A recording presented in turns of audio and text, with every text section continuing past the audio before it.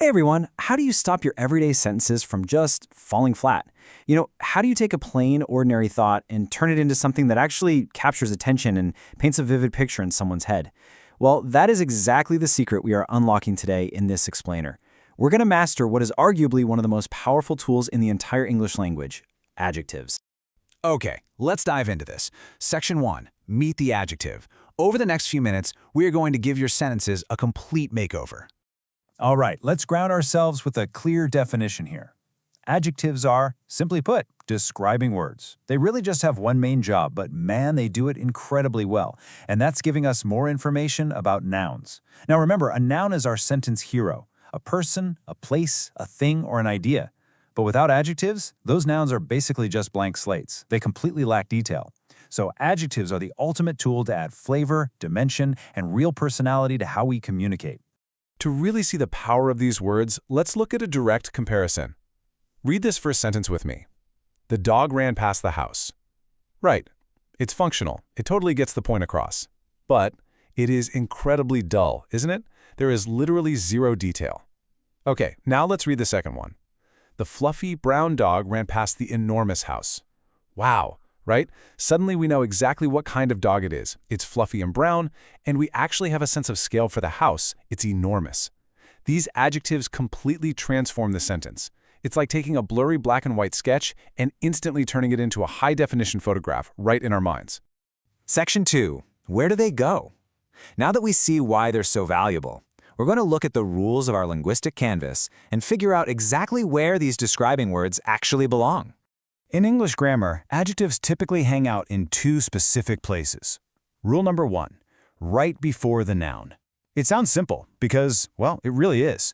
This is the absolute most common grammatical position for an adjective in English. You just take your descriptor and you plug it in right in front of the thing you're describing.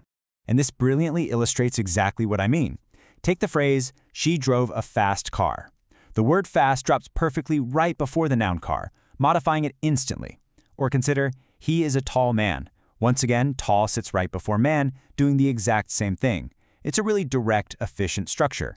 It tells the listener exactly what to expect before they've even fully processed the noun itself. But, that's not the only way to paint your picture. Let's shift to our second placement rule, after a linking verb. Sometimes your sentence just needs a bridge.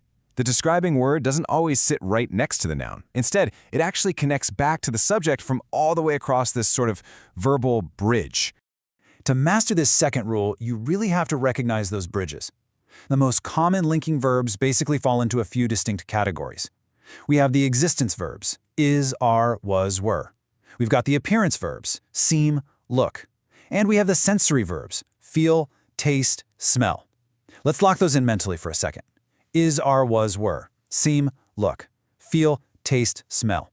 When you spot these words out in the wild, be prepared to find an adjective waiting for you on the other side. Let's see exactly how these bridges work in action on the screen here. Look at this first one. The car is fast. The word is acts as the bridge connecting our noun car to our adjective fast right at the end there. Now consider the next one. The soup tastes delicious. That sensory bridge, tastes, connects the soup to its deliciousness. And finally, she seems happy. The verb seems links our subject directly to that descriptive emotion. It's a completely different rhythm than Rule 1, right? But it is just as effective at delivering that crucial information. Moving right along, Section 3, Types of Descriptive Adjectives. Think of this section as opening up your brand new linguistic color palette. Now what's really interesting about this slide is how neatly we can actually categorize all this descriptive power. Adjectives aren't just random chaotic words, they cover very distinct categories. We have size to establish scale, big, small, tiny, huge. We have color to visually paint the scene, red, blue, green, yellow. We have shape, round, square, oval.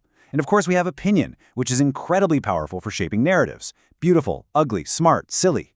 By mixing and matching from these different categories, your sentences can convey astonishingly precise details.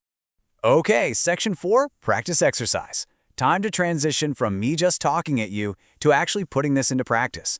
Let's add the final polish by testing out your brand new skills. So, here is your first challenge. Read this sentence and see if you can identify the adjectives. The brave firefighter rescued the little kitten. Take a beat. Do you see them? Yes, the describing words are brave and little. Brave tells us more about the firefighter, and little gives us that extra bit of information about the kitten. Let's try another puzzle. Identify the adjectives in this sentence. I love eating sweet apples. Take a quick moment to solve it. Got it? The adjective is sweet. And notice its placement here. It is sitting perfectly right before the noun apples, giving us a very specific tasty sensory detail. How about this one?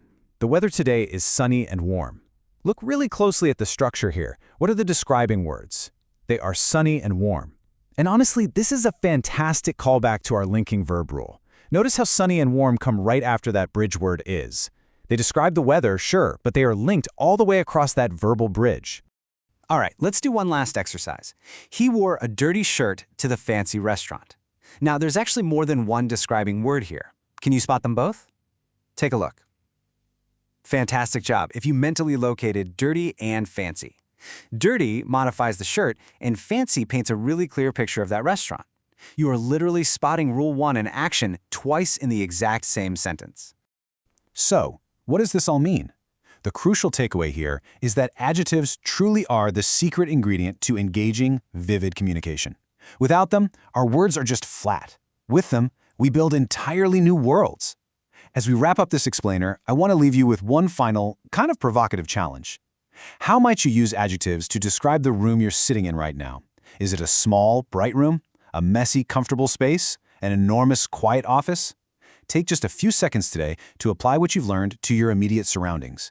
Keep looking for those descriptors, keep painting those mental pictures, and please never settle for a boring sentence again. Keep learning, and I'll catch you in the next explainer.